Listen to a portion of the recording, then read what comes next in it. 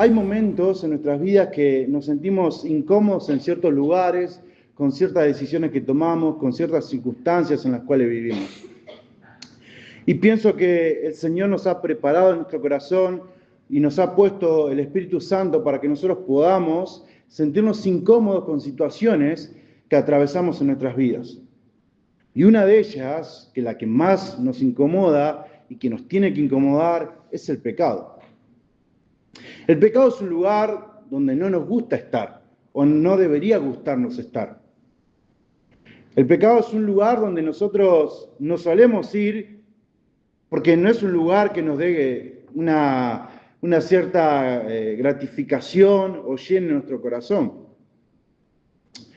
Ahora pensaba, digo, ¿cuántos de nosotros pecamos todos los días y lo hacemos? Y de hecho es así, porque la palabra de Dios nos dice que es así. Pero ¿cuántos de nosotros en algún punto a veces nos empezamos a sentir cómodos con esa situación de pecado, ¿no? Y ese es el gran peligro que corre el Hijo de Dios. No digo las personas del mundo, porque la persona del mundo está acostumbrada al pecado, ama el pecado, se deleita en el pecado.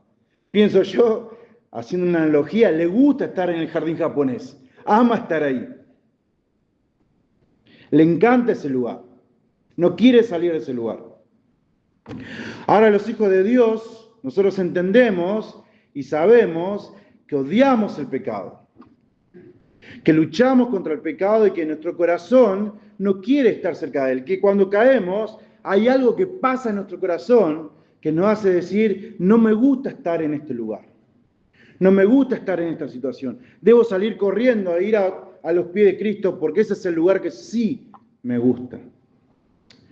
Y quiero hablarte de eso en esta noche. Cuando el cristiano peca y cae en pecado, ¿cuál es su situación y cuál es la condición por la cual nosotros atravesamos y qué hace Dios en esa circunstancia? Te invito a que busques la primera carta que escribe el apóstol Juan, primera de Juan, capítulo 2, versículo 1.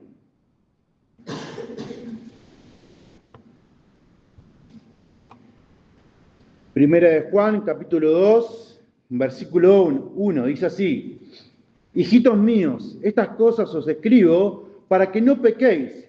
Y si alguno hubiere pecado, abogado tenemos para con el Padre, a Jesucristo, el justo. Inclinamos nuestros rostros. Amado Dios y Padre, queremos en esta tarde encomendar tu palabra, Señor, para que sea predicada, Señor, en integridad, sin influencia de la carne. Señor, que venga solamente de ti y nada más que de ti, Dios, para que pueda confrontar nuestros corazones, nos pueda quebrantar y nos pueda, Señor, abrir nuestros ojos para mirarte solamente a ti, Dios. Que tu palabra haga el efecto por el cual tú la pensaste, Señor. Señor, te encomendamos este tiempo en el bendito nombre de Jesús.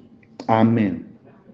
Muy bien, aquí hay dos cosas extraordinarias en este versículo que Juan nos presenta, o dos verdades extraordinarias que Juan nos presenta y debemos mantenerlas presentes.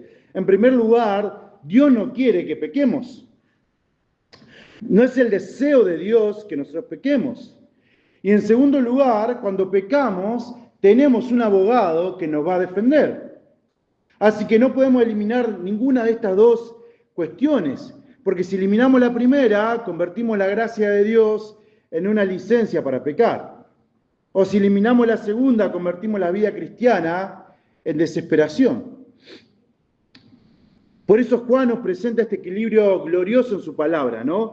La gracia de Dios nos enseña a vivir cómodamente, y afrontar el pecado, pero cuando caemos, la gracia nos lleva nuevamente a Cristo. Y esa es una realidad de nuestras vidas. Cuando pecamos, la gracia de Dios nos toma y nos vuelve a levantar para que podamos ver a Cristo otra vez. Ahora nosotros podemos ver el propósito acerca del Evangelio en cuanto a Juan, que nos menciona y nos dice que debemos cuidarnos del pecado y no pecar. Juan comienza diciendo: hijitos míos, esta carta les escribo para que no pequéis. El propósito de la carta era para que sus lectores puedan entender que se deben alejar del pecado constantemente y deben huir del pecado. Y observemos a Juan diciéndole, en primer lugar, diciéndole, hijitos míos, amados hermanos míos. Los trata como de la familia, le habla a los cristianos, a los creyentes, a los que nacieron de nuevo, a los que tienen un corazón regenerado por el Espíritu Santo. A ellos les habla. Y le hace esta expresión pastoral, ¿no? No desde una posición fría, no está hablando como un profesor distante, no está hablando como alguien que quiere enseñar y nada más sacarse de encima alguna cuestión, está hablando como alguien que ama profundamente a la iglesia. Y es importante porque va a hablar de algo sumamente importante, valga la redundancia, para la vida cristiana. Cuando hablamos de pecado podemos hacerlo de dos maneras. Podemos hablar de él como moralistas, ¿no? Diciéndole, ustedes tienen que mejorar, tienen que esforzarse, podría haber dicho Juan, ustedes tienen que portarse mejor. Pero Juan no comienza de esa manera. Le empieza diciendo, hijitos míos, es decir, ustedes a quienes amo y a quienes estoy enseñando esta verdad.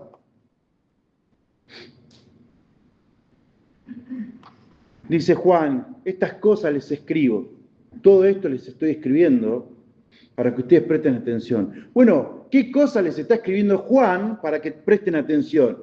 Miren ahí en la carta de Juan, en el mismo capítulo, versículo 5, le dice, Dios es luz y no hay ninguna tinieblas en él. Dios es luz y no hay tinieblas en él, así que Dios no habita con el pecado. Ya le empezó diciendo esto Juan a sus lectores. En el versículo 8 dice, si decimos, del capítulo 1, si decimos que no tenemos pecado, nos engañamos a nosotros mismos. Ninguno puede decir, no tengo pecado, no he pecado. Ah, qué bueno, hoy terminé este día sin cometer pecado. Qué bueno. Nadie puede decir esto. El versículo 9 del mismo capítulo 1 dice, si confesamos nuestros pecados, Él es fiel y justo para perdonar nuestros pecados y limpiarnos de toda maldad. Eso es lo que vino a hacer nuestro Dios, a empezar a decirnos, mirá que yo no me junto con el pecado, mirá que todos ustedes van a pecar, pero si pecan, sepan que si confiesan los pecados, Él es fiel y justo para perdonarlos y limpiarlos de toda maldad. Entonces Juan está desarrollando esta idea para que nosotros vayamos comprendiendo que el cristiano no debe negar su pecado. El cristiano debe reconocerlo. Por tanto, debe utilizar su pecado, o no debe utilizar su pecado, como una excusa para seguir pecando todos los días. Porque Juan les escribe y le dice, estas cosas les escribo para que ya no pequen, para que ya no vivan cayendo en este pecado. Y esta es la doctrina de la gracia, ¿no? La doctrina de la gracia de nuestro Dios. Que la gracia nos libera del dominio del pecado para llevarnos a la santidad. Nos empieza a liberar, nos empieza a sacar el pecado que hay en nuestro corazón, nos empieza a mostrar cuál es nuestra condición para que no volvamos a caer en ese pecado. Pablo le dice a los romanos, en el capítulo 6, versículo 1 y 2, le dice, ¿perseveraremos en el pecado para que la gracia abunde? En ninguna manera, dice el apóstol Pablo. No podemos perseverar en el pecado para decir, bueno, la gracia de Dios es tan grande que nos va a perdonar cualquier pecado que haya. Bueno, eso es una verdad, pero no tiene que ser una excusa para que yo siga pecando. Pablo le dice, en ninguna manera ustedes no tienen que pecar porque hay gracia de parte de Dios. La gracia verdadera nunca dice, pecá tranquilo porque Cristo te perdona. Eso es una mentira de Satanás. La gracia verdadera dice, Cristo te ha perdonado, ahora vive para Él. Porque la gracia de Dios nos hace vivir para Él, o nos tiene que hacer vivir para Él. Porque nos hace vivir en santidad, que no es opcional para el cristiano, no es una opción vivir en santidad. Porque existe una distorsión muy peligrosa del Evangelio. Alguno puede decir, soy salvo solamente por gracia, entonces mis obras no importan, ¿no? Y eso es falso, la Biblia enseña que somos justificados por gracia mediante la fe y no por nuestras obras. Y la Biblia nos dice que nosotros debemos ir buscando la santidad de Dios cada día y siendo transformados por este Espíritu que habita en nosotros para ser transformados y alejarnos cada día más del pecado. Y ahí vemos que aparece la justicia y la santificación de parte de nuestro Dios, que no son lo mismo, hermanos, no es lo mismo. Porque la justicia es la declaración de Dios de que el pecador creyente es justo en Cristo. La justificación es la declaración de Dios de que el pecador creyente es justo en Cristo, en Cristo. Y la santificación es la obra continua de Dios mediante el cual transforma al creyente para hacerlo cada vez más semejante a Cristo. No somos salvos porque fuimos santos, pero somos salvados para ser santos. No obedecemos para comprar la salvación. Obedecemos porque hemos recibido esta salvación tan grande. No luchamos contra el pecado para conseguir que Dios nos ame cada día más. Luchamos contra el pecado porque Dios nos ha amado en Cristo Jesús.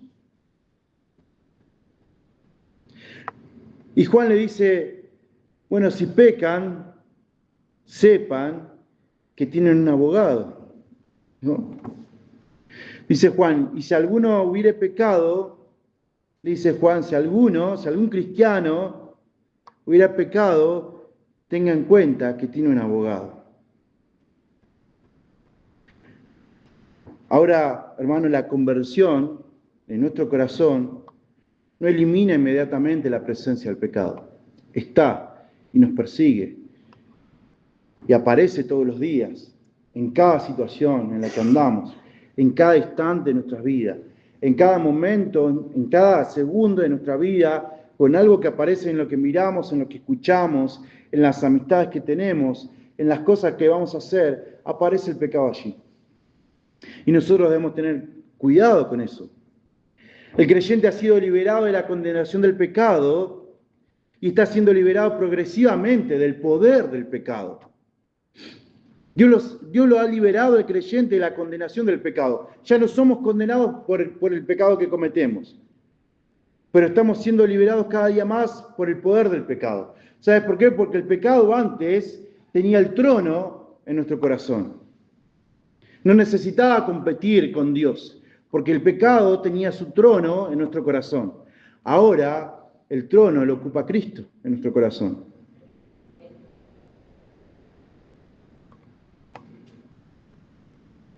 Pablo mismo habla de la lucha del pecado en Romanos 7, cuando él empieza a hablar y dice, miserable de mí, ¿quién me librará de este cuerpo de muerte? ¿Quién me va a liberar de este cuerpo de muerte que aparece en mí? Ese pecado que aparece constantemente, ¿quién me va a liberar? Bueno, el Señor nos va a liberar a cada día mientras va pasando nuestros días y empezamos a luchar contra ese pecado, pidiéndole la fuerza a Cristo para que Él pueda sostenernos y ayudarnos a afrontarlo. El creyente experimenta una batalla real y viva en su vida. Por eso debemos entender algo, hermanos. La evidencia de la verdadera fe no es que nunca pecamos. La evidencia de la verdadera fe no es que nunca pecamos. La evidencia es que ya no podemos vivir en paz con nuestro pecado. ¿Vamos a pecar? Sí lo vamos a hacer, pero no podemos estar en paz con ese pecado. Cuando caemos en pecado, cuando hacemos algo que va en contra de los principios de Dios, en contra de los mandamientos de Dios, en contra de la santidad de Dios, entonces nosotros no tenemos paz en nuestro corazón. Y ese es el gran problema, y ese tiene que ser la alarma en nuestro corazón, porque podemos estar hace muchos años en esta congregación, venir de familia cristiana, pero sin embargo tener paz con el pecado, o supuesta paz con el pecado. Podemos tener la amistad con el pecado y pensar que está todo bien y minimizar ese pecado. El incrédulo peca y lo justifica. El creyente puede pecar, pero el Espíritu Santo lo confronta todos los días con ese pecado que comete. El incrédulo puede amar su pecado y sin embargo el creyente puede caer en pecado, pero termina odiando aquello que lo separa de su Salvador. Aquello que rompe su comunión con Dios. El cristiano no es alguien que jamás cae, es alguien que cuando cae vuelve a Cristo y va a Cristo. Ahora la confesión clara del pecado es que dará como resultado una evidencia clara de nuestro odio hacia el pecado. Cuando nosotros confesamos con claridad el pecado, demuestra que estamos odiando ese pecado. Porque hermanos, grabémonos esto. Lo que se guarda en el corazón se pudre. ¿Alguna vez ha dejado alguna verdura, alguna fruta por varios días guardada? ¿Cómo termina? Toda podrida. Cuando guardamos el pecado en nuestro corazón, termina pudriendo nuestro corazón. Ahora, lo que se guarda se pudre y lo que no se confiesa, queridos hermanos, se repite. El pecado que no confesamos se vuelve a repetir día tras día. Hace que estamos pudriéndonos y estamos repitiendo el pecado que cometemos cada día. Y esa es la alerta que debemos tener en nuestro corazón. Por eso Juan le escribe: hijitos míos, estas cosas les escribo para que ya no pequen, para que no cometan pecado, para que no caigan en pecado. Tengamos presente en nuestra vida esto. Ahora, Juan le dice algo interesante y de suma importancia. Y si alguno hubiere pecado, abogados tenemos para con el Padre. Qué expresión tan gloriosa, queridos hermanos. Tenemos abogado delante del Padre. Tenemos un abogado que nos pueda defender. Tenemos un abogado al cual ir y consultar y Él intercede por nosotros. La palabra utilizada acá, que usa Juan para mencionar abogado, la palabra que usa en abogado es paracletos. Es la misma palabra que utiliza los evangelios para mencionar al Espíritu Santo. Es la referencia clara al Espíritu Santo, ¿no? Tiene la idea de alguien llamado para ayudar, asistir, defender o representar. Y Juan está usando esta imagen jurídica, ¿no? Imaginemos una persona acusada delante del tribunal, él está allí. Ahora la diferencia es que si nosotros cometemos algo, buscamos a algún abogado para que nos libre de eso y le diga a la justicia: él no hizo de lo que lo están acusando. Sin embargo, acá en este sentido la acusación es verdadera. No se pueden negar los hechos. Se necesita alguien que nos represente de una manera fuerte y veraz. Por eso aparece nuestro Señor. Nuestro abogado no argumenta diciendo: este hombre nunca pecó, porque eso sería una mentira. Nuestro abogado delante del Padre nos dice: este pecado no es importante. ¿Sabes por qué? Porque eso sería contrario a la santidad de Dios. Entonces, ¿sobre qué base nos defiende Cristo? Sobre la base de su propia justicia y su propia obra redentora. Juan dice: abogado tenemos para con el Padre a este Jesucristo. No dice tenemos como abogado nuestras buenas obras, No dice tenemos como abogado nuestra fidelidad a Dios. No dice tenemos como abogado nuestra madurez espiritual. No dice tenemos como abogado esta semana porque hemos leído la Biblia, hemos ido a la iglesia, porque hemos orado. No dice esto. Dice tenemos como abogado a Jesucristo, a Él.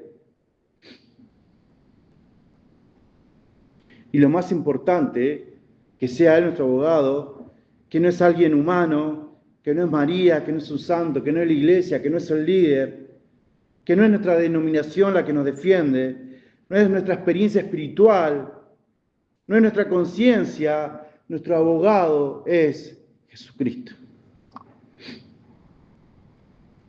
Él es nuestro abogado fiel. Hebreos 7:25, invito a que lo puedas leer. Hebreos 7:25 dice: por lo cual también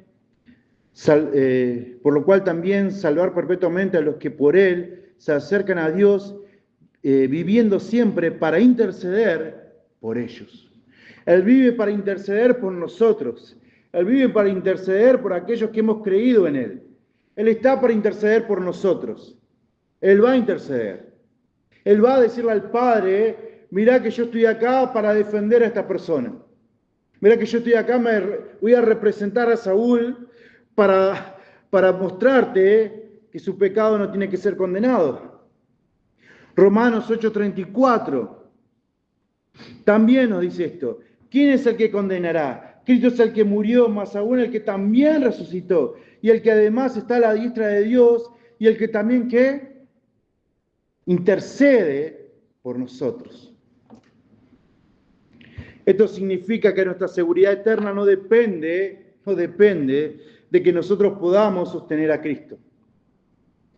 Depende de que Cristo sostiene a los suyos y nos sostiene. Porque hermanos, porque si nuestra salvación, nuestra defensa dependiera de nuestra capacidad de mantenernos perfectos delante de Dios, ninguno de nosotros tendría la esperanza de poder abogar delante de Dios para poder eliminar su pecado. Pero nuestra salvación descansa en la obra perfecta de Cristo, en su obra. Ahora Juan dice, tenemos abogado delante del Padre, a Jesucristo, y da una última palabra, el justo. A Jesucristo, el justo. Ahora, ¿por qué Juan agrega esta palabra? ¿Por qué no simplemente dice tenemos abogado a Jesucristo, a nuestro Señor? ¿Por qué agrega a Jesucristo el justo? Porque aquí está la base de nuestra esperanza. Y este es el fundamento por cual Él es nuestro abogado fiel. Porque Jesús vivió la vida que nosotros no podíamos vivir. Él nunca pecó, no mintió, nunca actuó injustamente, nunca tuvo un pensamiento pecaminoso, nunca habló una palabra pecaminosa de su boca, nunca desobedeció al Padre. Hebreos 4:15 declara que Él fue tentado en todo según nuestra semejanza, pero sin pecado. Él no llegó a cometer pecado, no cometió pecado. Segunda de Corintios, capítulo 5, versículo 21, dice, el que no conoció pecado, por nosotros lo hizo pecado, para que nosotros fuésemos hechos justicia de Dios en Él. Hermanos, ese es el Evangelio. Cristo no vino solamente a enseñarnos cómo vivir. Vino a hacer por nosotros aquello que nosotros jamás podríamos hacer. Vivió perfectamente, murió sacrificialmente, resucitó victoriosamente y ahora intercede por nosotros. Por esa razón Cristo se puede presentar delante de Dios y hablar con el Padre. Estos son los argumentos que tiene nuestro Señor Jesucristo. Le dice, Padre, este hombre pecó y su pecado es condenable. Saúl pecó y su pecado es condenable, tiene que ser condenado. Pero ¿sabes qué, Padre? Yo ya pagué en la cruz del Calvario. Lo pagué en la cruz por el pecado que cometió hoy, que cometerá mañana, por cada uno de esos pecados. Yo ya pagué en la cruz del Calvario. Cada uno de esos pecados yo ya pagué el precio, porque viví la vida que él no podía vivir, porque caminé lo que él no podía caminar, porque tuve los pensamientos santos que él no puede tener.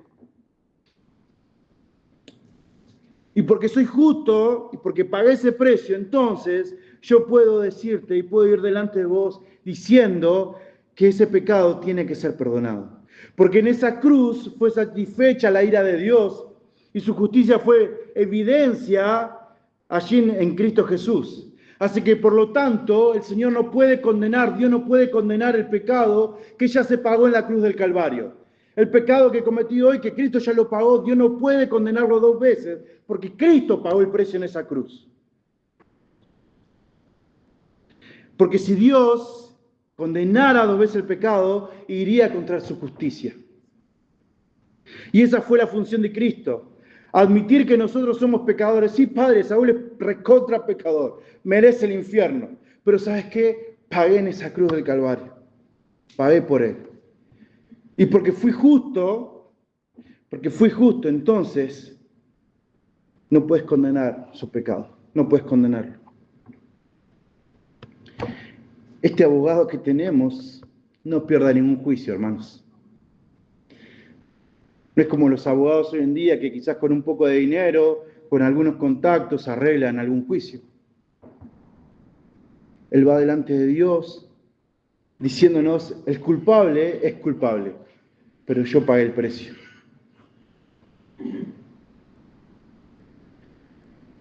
Y nosotros podemos ver que Él es fiel y justo para perdonarnos por esa razón. Porque el pecado del creyente no fue ignorado en esa cruz, fue juzgado en Cristo. La cruz no fue Dios diciendo, bueno, olvidemos lo que pasó. Acá no pasó nada.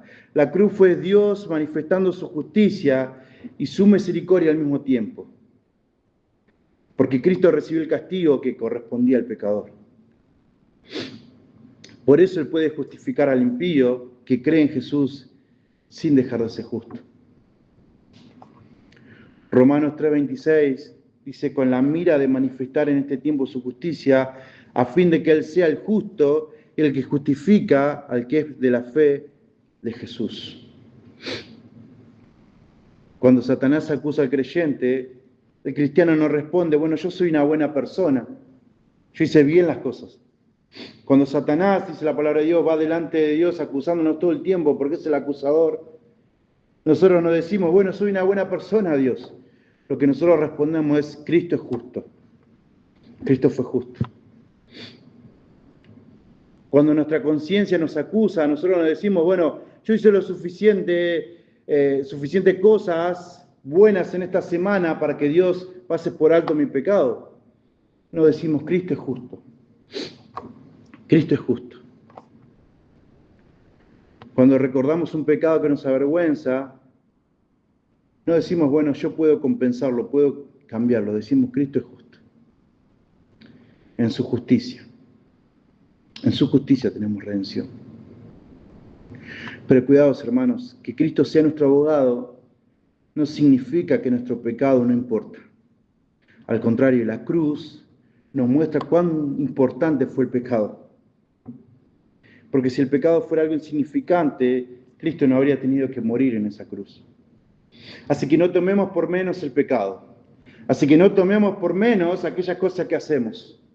Cuando se nos ocurra decir algo fuera de lugar que va contra los mandamientos de Dios, recordá que le costó la vida al Hijo de Dios.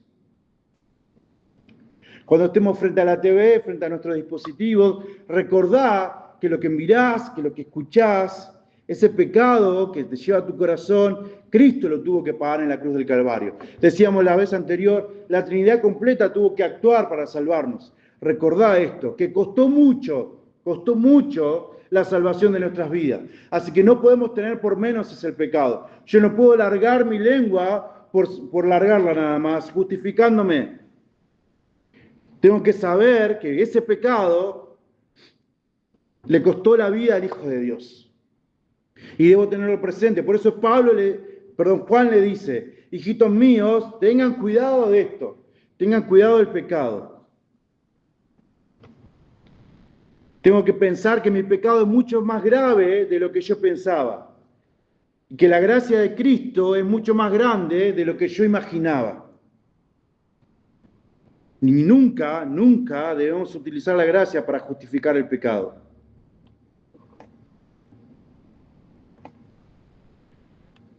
Quizás muchos se pregunten, bueno, ¿puedo pecar y seguir siendo salvo? Bueno, mejor debemos preguntarnos, ¿cómo puedo amar a aquello que llevó a mi Salvador a la cruz? ¿Cómo puedo amar a aquello que llevó a mi Salvador a la cruz? Esa vida de obediencia al Padre, que lo hizo caminar en esta vida de forma correcta y justa. Ahora, bueno, ¿qué hacemos cuando pecamos? Nuestra tendencia natural del hombre es escondernos. Desde Génesis, el hombre se escondió y vemos al pecador intentando esconderse, ¿no? Pero el Evangelio nos enseña algo diferente. Cuando pecamos, no debemos huir de Dios, debemos correr hacia Cristo. Pecaste, ve a Cristo. Fallaste delante de Dios, anda a Cristo. ¿Te avergüenza lo que hiciste, el pecado que cometiste? Corre a los pies de Cristo. ¿Tu conciencia te acusa? Bueno, corre a los pies de Cristo. ¿Volviste a caer en aquellos que pensabas que habías vencido a lo largo de tu vida? Bueno, volvé a los pies de Cristo. No estoy diciendo que tu pecado no importa, ¿eh? Estoy diciendo tu pecado tiene un lugar correcto delante de Dios, confesándolo y llevándolo a Cristo. Confesándolo y llevándolo a Cristo. Por Proverbios 28:13 nos dice, quien encubre su pecado no prosperará, pero quien lo confiesa y se aparta alcanzará misericordia. El que lo confiesa y se aparta alcanzará misericordia. Cristo es nuestro abogado, queridos hermanos, para que podamos nosotros confiar en Él. No para pecar tranquilos, para que cuando pequemos podamos arrepentirnos y volvernos a Él.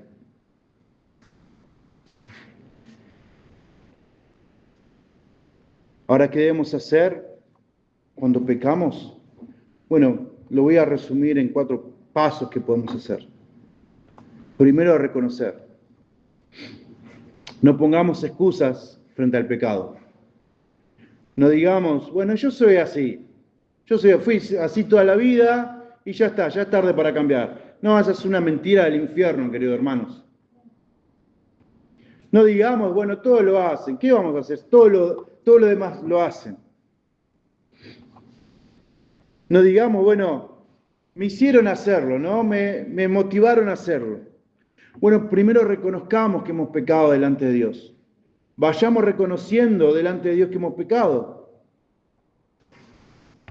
Y digamos, Señor, he pecado. En segundo lugar, podemos confesar nuestro pecado. Como dice 1 Juan 1:9, si confesamos nuestros pecados, Él es fiel y justo para perdonarnos. Confesar significa estar de acuerdo con Dios respecto a mi pecado.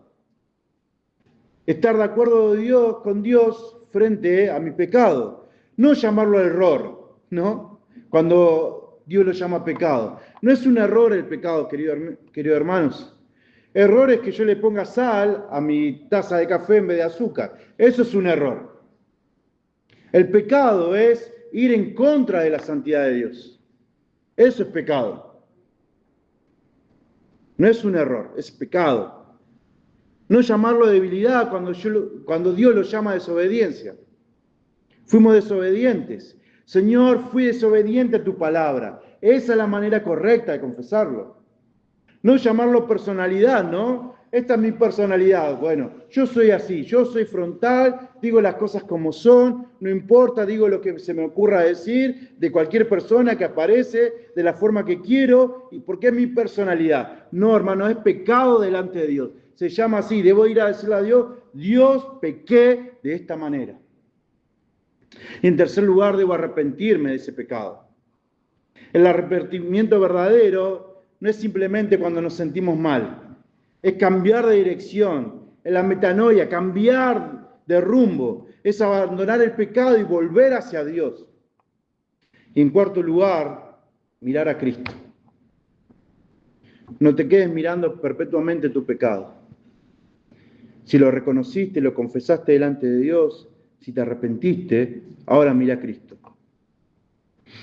No pongamos nuestra confianza en la intensidad del pecado.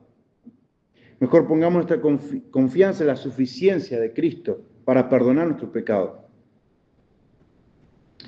No descansemos en cuán fuerte fue tu confesión o nuestra confesión. Descansemos en cuán perfecta fue la obra de Cristo en la cruz del Calvario para perdonar ese pecado. Porque nuestra esperanza aparece en Cristo, porque abogados tenemos para con el Padre a ese Jesucristo el justo. Nuestra esperanza está en Cristo. Pero porque nuestra esperanza está en Cristo, no hagamos las paces con el pecado. Luchemos, confesemos, arrepentámonos de nuestro pecado. Busquemos ayuda cuando sea necesario. Tomemos medidas concretas contra aquello que nos hace caer. Pero nunca piense que la solución es esconderte de Cristo. La solución es correr hacia Cristo. La solución está en correr hacia los pies de Cristo. Porque ese Cristo es suficiente, porque Él ha sido justo